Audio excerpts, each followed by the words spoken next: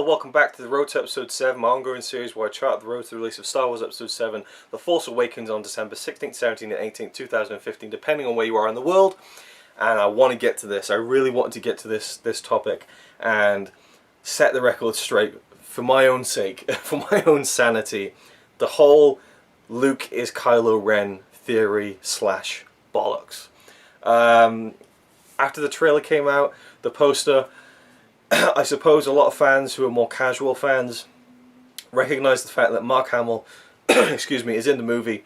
He's credited on the poster, you know, and you can look him up on IMDb. He's in the movie, and he's not in the trailer. He's not in the well, he is in the trailer, but he's not in the poster.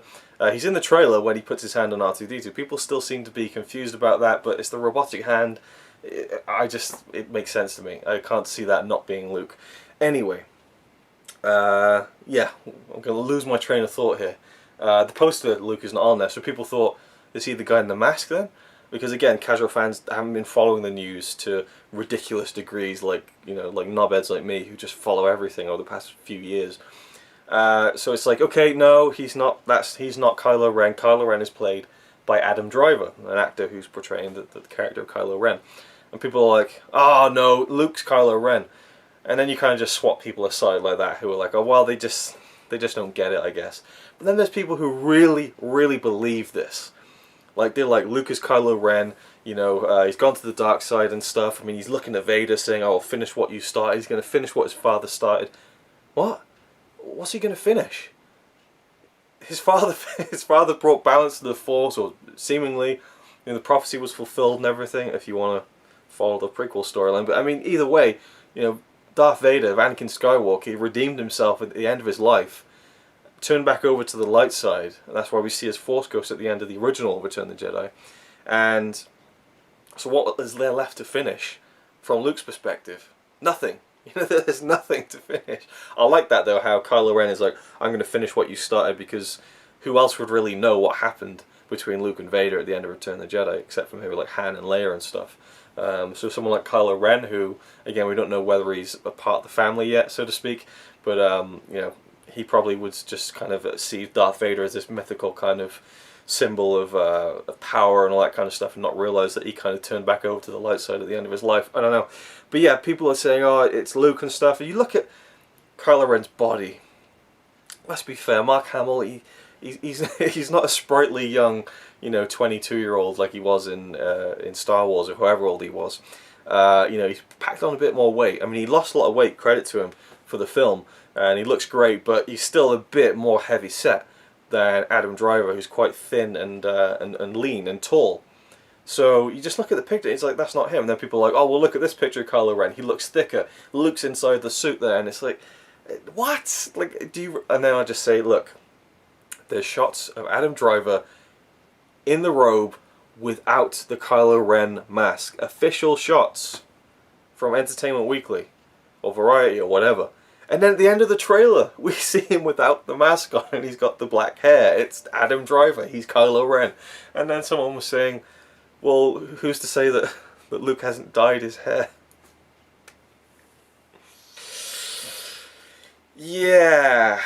I don't know why it frustrates me, but it's just not happening, you know. I mean, there is a possibility. I mean, it's within the realms of possibility that Kylo Ren is, you know, a character that Adam Driver's character plays and Luke kind of plays at the same time, and they can kind of swap, like in Scream, you know, spoilers, where like sometimes multiple people will portray the Ghostface killer within the story. I mean, I don't mean actors, I mean the characters. So maybe Kylo Ren's character, maybe Kylo Ren is this mythical character that is portrayed by two people within the story. I don't know, but it's just so like 0.0.0001 like chance of that happening. It's just not going to happen. It just wouldn't work. You know, if Luke has gone to the dark side, there's way better ways to do it than that. I'm telling you. You wouldn't just have him, you know, I mean, the lightsaber. You know, you can tell that Kylo Ren's lightsaber is not properly made. It doesn't look like a real lightsaber. Like, it looks kind of unstable and stuff, you know. Luke had a great lightsaber he built himself for Return of the Jedi. Why wouldn't he use that? Why wouldn't he build a better one? a proper one that's a red lightsaber. It makes no sense whatsoever. I'm shutting the theory down. I'm sorry. It was probably cool to speculate about, but it just ain't true, and that is it. That is the final word on that, for me anyway. And that's just my opinion. I mean, I could be wrong, but I'm pretty sure I'm not. So the review for this episode will be the incredible documentary that is included as part of this DVD set. And I'm going to talk about this actually. Star Wars didn't come out on DVD for like 5 years, maybe even longer. I think DVD came out in like 97, 98, 99, somewhere around there. It started to become the norm.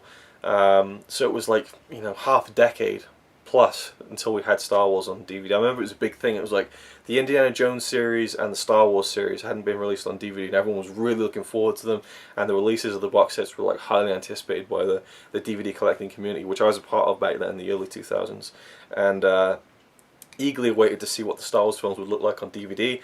I remember there was a huge article that showed all the differences, showed how it looked different, how they'd gone in, they made the lightsabers look better, it looked awesome, and just the picture quality looked great. There was a few things that didn't look great, like they messed up a little bit, and then they redid some of the special edition CGI, like they redid Jabba the Hutt and things like that. And so it was really exciting. And they also had a bonus disc, which is this case right here. This slots into the DVD set after episode 4, 5, and 6, and has its own little case and cover.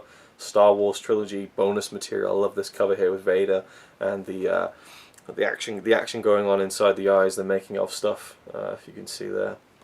Love the back cover as well. Really cool shot of George Lucas and Mark Hamill on location in Tunisia there, and I guess a shot of a menu on the back as well. And yeah, so see what it says about the running time on the back of here, because it almost kind of presents this as the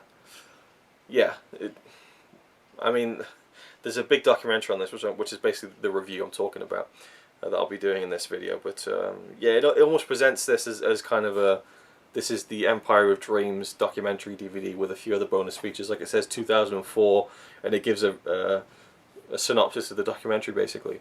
So that's the main feature here, is the documentary Empire of Dreams, which I'll talk about in just a second. But the DVD set I never owned. I never had the money to get it, and I don't know why. I don't know why I didn't ask for it for Christmas or something like that.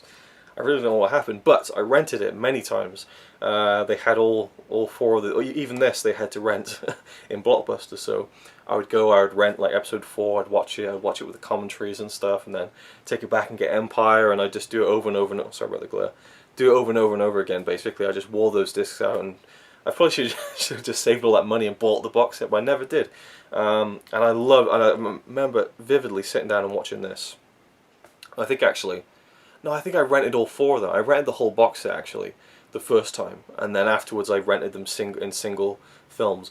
But when I rented the box set and I put this documentary on Empire of Dreams, which is a 2.5 hour long documentary, and I remember vividly at the time I was struggling through a really bad patch of eczema, which is a dry skin condition I've had since I was born, basically.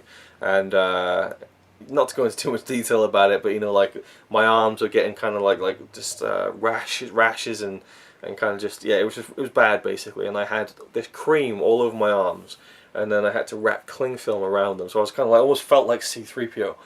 So I was sat there just feeling like absolute shit, with a bag of sweets and the Empire of Dreams, and I just watched it from start to finish in the living room on my own with the we had a reclining chair at the time. It was just luxury, and it was just a great memory, and I just was so uplifted by the documentary. It was fantastic. I'll never forget my first viewing of it. And then a couple of years later, maybe even like 5 years later, I saw this DVD case in Blockbuster for like £3, and I was like, they can't just sell the bonus disc. I looked on the back, and here we go. Not for individual sale. I've ripped off the Blockbuster sticker there. I should get a new case for this really, but so I thought this is illegal basically. I mean, there's no barcode on this, and they sold it to me anyway. So I bought it, and there we go. I have this, even though I don't have the box set. I don't know if there's anyone in the world that can say that. Maybe Blockbuster did it a lot. I don't know, but it was very weird. But I jumped at the chance to own it, and I own all the other films.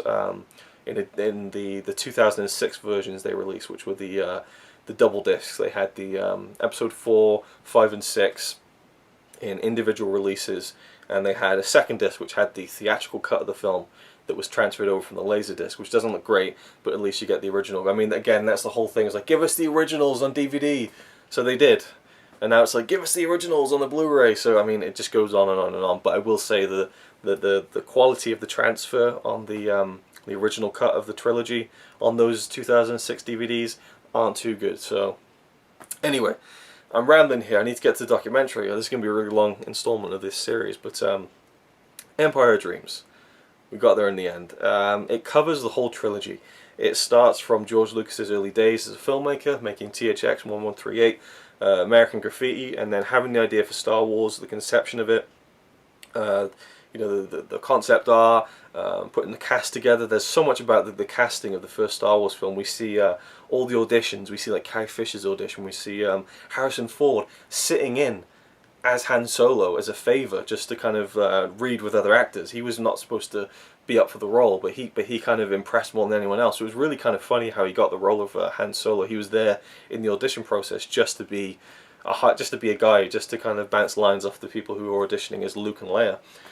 We see Kurt Russell auditioning as Han Solo. How awesome is that? I just loved seeing that. And Mark Hamill's original audition as well. So you get all these little great moments in the documentary of the whole cast talking about their experiences in making the Star Wars trilogy. No one really is left uninterviewed. You know, Harrison Ford, Carrie Fisher, Mark Hamill. Harrison Ford isn't interviewed as much. It felt like they didn't have as much material as the other ones, like Mark Hamill and Carrie Fisher. They speak frequently throughout. George Lucas is interviewed heavily. You know, people who worked on the production design. I mean, it's just everything is covered. From, again, the casting, making, you know, the film in Tunisia, and the release of the film and how it changed the world. I mean, the first hour and a half of the documentary is all about Star Wars. Then we get like half an hour on Empire Strikes Back, then kind of half an hour on Return of the Jedi. My only criticism is that we don't get enough on that. I would have loved to have seen this go like, what would it be, like 4.5 hours. Give us 90 minutes on each film, or just have it be an uber documentary like Never Sleep Again, the Nightmare on Elm Street documentary that's like 4.5 hours long. But still, one of my favourite documentaries ever. There's so many great behind the scenes footage. My only thing, well, I already said that was a criticism. I wish there was more about Empire and Return of the Jedi. But another criticism would be I wish they'd included some archival interviews with Peter Cushing and Alec Guinness, because we don't hear from them at all about Star Wars, which is a shame to me. But that's the only two things I can think to pick out. I still give it a 10 out of 10 because I've watched it so many, maybe I've probably watched it like 5 or 6 times from start to finish. But in terms of just putting it on and just like for background entertainment or just watching bits and pieces of it, probably like 20, 30 times. Get so much replay value out of it. It's the definitive documentary about the making of the Star Wars trilogy. So go check it out. You can probably find it online, download it, or watch it on YouTube or something. Or if not, if you got the DVD set, definitely check it out. And I really wish they'd included it on the Blu-ray set, but it is what it is, and maybe in the future we'll get an Uber episode 1 through 9 box set and they'll include this finally. But yeah, fantastic documentary. Had to talk about it and gush about it. And there's also other stuff on this this DVD, which has some great disc artwork and stuff like that, which I might just review in another episode. You know, talk about the other featurettes on this. Again, really cool artwork on the booklet. So yeah, I think there's like the birth of the lightsaber and stuff like that. So we'll talk about that in another installment when I've got nothing else to review. So that's it for now. Thank you for watching, and I'll see you in the next one.